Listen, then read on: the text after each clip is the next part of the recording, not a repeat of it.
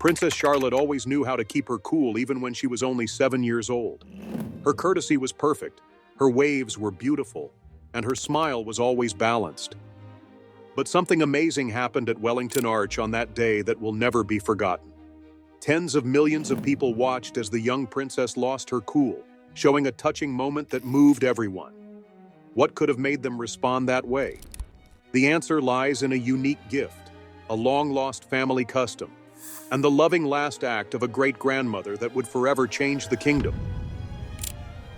Behind the grand doors of Buckingham Palace, in a room few ever see, sits an old Steinway piano with more secrets than the crown jewels themselves. It was here that Queen Elizabeth II spent many quiet evenings teaching young Charlotte how to play the piano, a tradition that remained a well-kept secret until that pivotal day at Wellington Arch. It all started when Charlotte unwrapped a gift on her 7th birthday, a silver music box with tiny horseshoes engraved on it, a tribute to their shared love of horses. But this wasn't just any music box. When it opened, it played a haunting lullaby composed by the Queen herself, one she'd play for Charlotte during their private lessons. On the day of the memorial service, Charlotte wore 2 cherished gifts from her great-grandmother: a horseshoe brooch that caught everyone's eye, and hidden beneath her collar, the silver music box on a delicate chain. What the cameras didn't catch, what no one could have predicted, was how the grand organ at Wellington Arch began playing the first notes of that very lullaby, arranged by the Queen herself before her passing. As the melody echoed through the hall, something extraordinary happened. Palace insiders later revealed that Charlotte, who had always kept her composure in front of the cameras, immediately recognized the tune. Her hand instinctively reached for the music box beneath her collar. In that moment, the divide between royal duty and raw emotion began to break down. The royal photographer who captured the first tear falling from Charlotte's cheek had no idea about the music box or the private piano lessons she'd shared with her great-grandmother. He simply knew he had witnessed something extraordinary, a rare, unguarded moment that would forever change the way the world viewed the royal family. But here's where the story takes an unexpected turn. As Charlotte's tears caught the world's attention, something remarkable happened in the orchestra pit. The musician who was supposed to play the Queen's lullaby later revealed that his sheet music had mysteriously disappeared just before the performance. Yet somehow the melody played perfectly, as if guided by an unseen hand. The Queen's lady-in-waiting later shared that Elizabeth had spent months secretly recording herself playing this special lullaby, knowing it would be her final gift to Charlotte. She had arranged for the recording to be played through the hall's speakers at exactly the right moment, ensuring that, even after her passing, she could comfort her great-granddaughter one last time. What started as a private moment of emotion soon rippled through the crowd. As Charlotte's tears flowed, others were moved not just by the loss of a queen, but by the sight of a young girl mourning her great-grandmother. Even the typically composed palace guards were seen discreetly wiping their eyes, though they'd never admit it in their official reports. In the days that followed, the story of the mysterious melody spread like wildfire. Music scholars tried to transcribe it, royal watchers scrambled to decode its deeper meaning, and even young royals from across Europe began to relate to Charlotte in ways they hadn't expected. Yet the full truth about that unforgettable day, about the piano lessons and the special music box, remained hidden from the public until now. What no one could have predicted was how this one moment would create a ripple through centuries of royal tradition, challenging the very expectations of how young royals should behave in public. But as Charlotte's tears dried and the last notes of her great-grandmother's lullaby faded into silence, even more questions began to emerge. What other secrets lay beneath the young princess's composed surface? And how did this musical bond between grandmother and great-granddaughter unfold in the precious final months they spent together? Within the hallowed halls of Kensington Palace, young Charlotte balanced 2 worlds that intersected in the most fascinating ways. Behind closed doors, Princess Kate had turned a forgotten part of the palace into what the staff lovingly called the normality Nook, a space where tiaras met teddy bears, and royal traditions took a back seat to childhood joy. It was in this carefully crafted haven that Charlotte kept her most cherished possessions, a collection of everyday toys tucked away behind a hidden panel, each one a gift from the public during royal walkabouts. Palace insiders revealed that Charlotte especially adored a simple wooden dollhouse, placed next to a priceless miniature palace that had belonged to Queen Mary. The contrast between the two toys spoke volumes about the special childhood she was experiencing. The palace staff often observed how Charlotte effortlessly switched between these two worlds. At state events, she demonstrated flawless posture, perfected through hours of practice with books balanced on her head, a technique passed down through generations of royals. Yet moments after the cameras were turned off, she could often be found spinning through the palace gardens, her formal shoes kicked off beneath a centuries-old oak tree. But perhaps the most surprising discovery was Charlotte's secret pre-appearance ritual. Her nanny revealed that before every public appearance, the young princess would spend exactly 7 minutes in her normal nook, playing with her common toys. This personal tradition helped her remember that she could be both a princess and a child. Now, returning to the moment at the memorial service, as it approached its most somber point, an extraordinary sequence of events unfolded beneath the Wellington Arch, witnessed by an unlikely group of observers who unknowingly became part of royal history. The first sign that something unprecedented was about to unfold came when Charlotte's personal protection officer noticed her fingers gently tracing the outline of something hidden beneath her collar. Tom Parker, the veteran royal photographer who caught the first tear, recalled how time seemed to slow in those moments. Through his lens, he saw a subtle shift in Charlotte's composure. Her usually steady hands trembled slightly, and her eyes softened in a way no amount of royal training could mask. But what happened next truly broke protocol. Standing at his post, Guard James Mitchell made a decision that would later be discussed in the highest circles of palace authority. As Charlotte's composure faltered, he silently reached into his uniform pocket and offered her his handkerchief. The first time in 3 centuries that a guard had directly interacted with a royal during a ceremonial duty. Rather than causing a scandal, this small human gesture sparked a wave of quiet solidarity throughout the crowd. The effect spread through the gathering like a gentle wave. Foreign dignitaries, well-versed in centuries of diplomatic protocol, found themselves torn between tradition and empathy.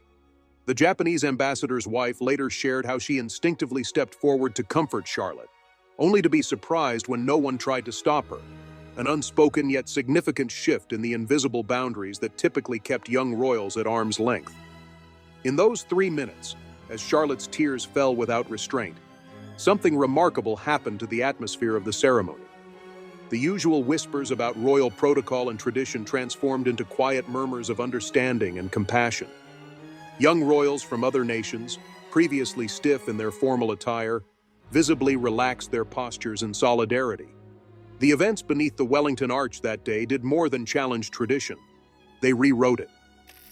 In the months that followed, palace insiders observed a subtle but significant shift in how young royals were allowed to express themselves during formal occasions. As these changes began to take root within the palace, attention turned to Prince George, who had watched his sister's vulnerable moment with a focus that confused many. His reaction, and the deep effect it would have on their relationship, would soon show in ways no one could have predicted. The question that quietly echoed through the palace halls was not if, but how this shift in royal dynamics would unfold in the coming months. The change began with a leather-bound journal discovered by the palace housekeeping staff, hidden in George's private study area. Inside, the young prince had documented his struggles with royal expectations, not in words, but through meticulously drawn sketches.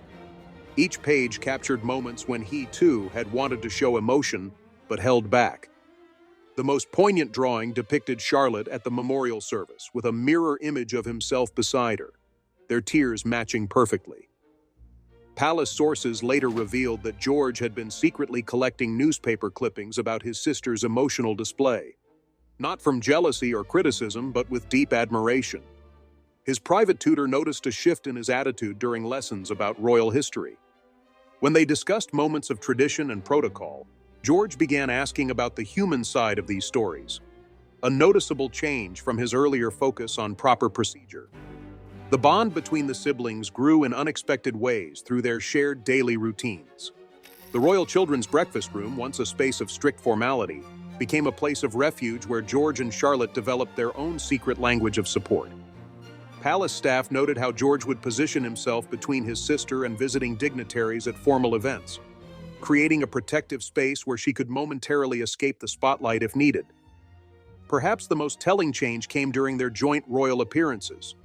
The subtle competition and playful pinches that had once been caught on camera disappeared. Instead, observers saw how George had developed a nearly imperceptible system of hand signals with Charlotte. A gentle tap on the wrist meant, "I see you struggling," while a soft brush of the elbow signaled, "It's okay to feel." Their private art teacher shared a touching story about a joint painting session where George asked if they could work on a single canvas together, something that broke from the usual tradition of separate royal portraits. The finished artwork, kept private within the family's quarters, showed two young figures standing strong side by side, their crowns slightly tilted, their hands clasped in unity.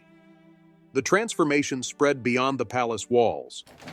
During a garden party at Windsor Castle, George defied tradition by asking that young guests be seated with their siblings, rather than according to rank. This simple yet meaningful change reflected his growing understanding that strength could be found in family bonds, not just royal hierarchy. In another unprecedented move, George began keeping a small collection of items in his coat pocket during public events. A spare handkerchief, a tiny photograph of their family's private moments, and what palace staff referred to as his courage stone, a smooth pebble from the beach where he and Charlotte had once spent a rare, carefree afternoon away from public view.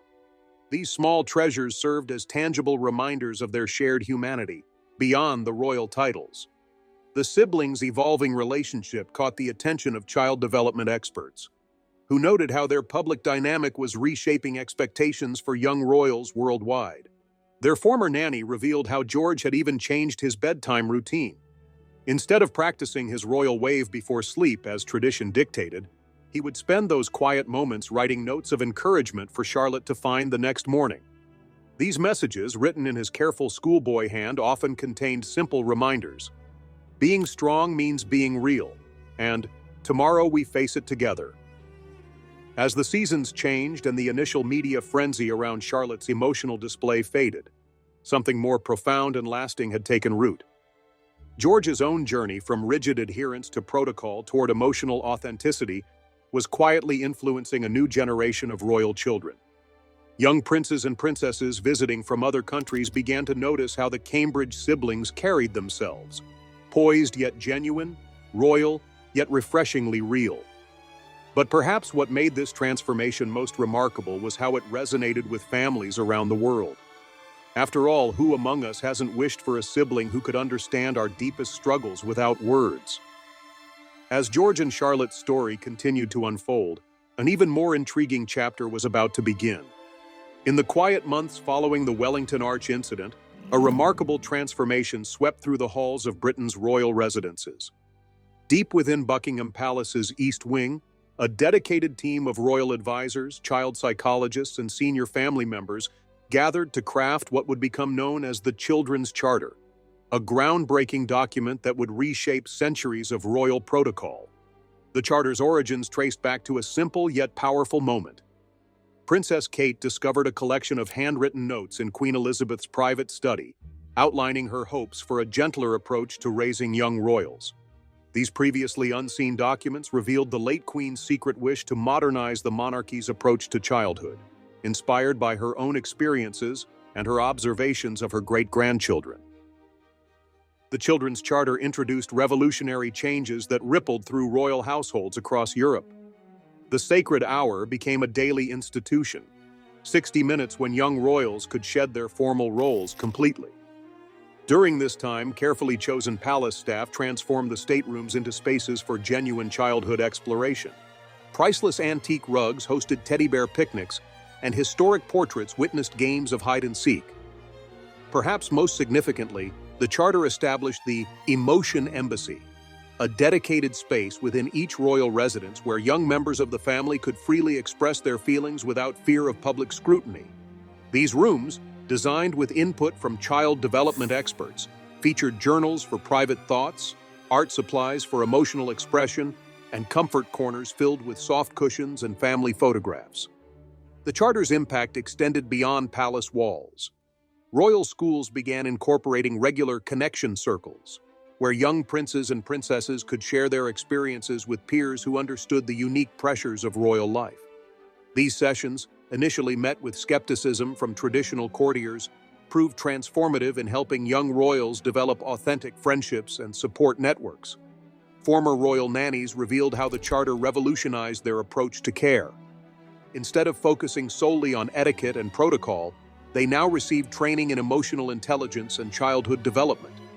The position of Royal Child Advocate was created, ensuring that every young royal had someone dedicated to protecting their emotional well-being during public appearances. The charter's influence spread to other monarchies. The Swedish royal family adopted the pressure pause system, where young royals could use discreet hand signals to indicate when they needed a moment of privacy during public events. The Danish court implemented heritage hours, time specifically dedicated to helping royal children understand their legacy through play and storytelling rather than formal instruction. One of the most touching initiatives emerged from Charlotte's own experience: the Memory Box program. Each young royal now received a special container where they could store meaningful items that connected them to their private lives and loved ones. These boxes traveled with them to public events, providing comfort and grounding during challenging moments. The transformation extended to royal wardrobes as well. Gone were the days of purely restrictive formal wear for children. The charter established guidelines for incorporating personal comfort alongside tradition. Hidden pockets were sewn into formal attire, holding small comfort objects, while traditional materials were softened and adapted for young bodies in motion. Palace photographers noticed subtle changes in how young royals carried themselves at public events. Their poses became more natural, their smiles more genuine. The charter's most profound impact, however, came through its recognition of the unique challenges faced by royal children in the modern age. Special provisions were made for managing media exposure, protecting private moments, and ensuring that each child could develop their own identity within the framework of royal responsibility. As the principles of the Children's Charter took root, something remarkable happened. The public's connection to the royal family deepened. People around the world saw their own children's struggles and triumphs reflected in these young royals, who were now permitted to be more authentically themselves. Letters poured into the palace from parents sharing their own stories of helping children balance expectations with emotional needs. And so, as we watch this quiet revolution unfold within one of the world's oldest institutions, it became clear that the true legacy of that emotional moment at Wellington Arch wasn't just about changing rules or protocols. It was about recognizing that even in the most traditional of settings, the heart must be given room to speak. In doing so, the monarchy hadn't just preserved its future, it had made itself more relevant and relatable to future generations than ever before. As we've witnessed through this remarkable journey, a single moment of raw emotion from a young princess sparked a revolution in how we view royal childhood. From secret piano lessons to sibling bonds, from hidden journals to groundbreaking charters, the monarchy evolved in ways no one could have predicted. Perhaps there's a lesson here for all of us, that sometimes the most powerful changes begin with a single tear. Which part of Charlotte's story touched you the most? The Queen's secret musical gift, George's silent support, or the revolutionary Children's Charter?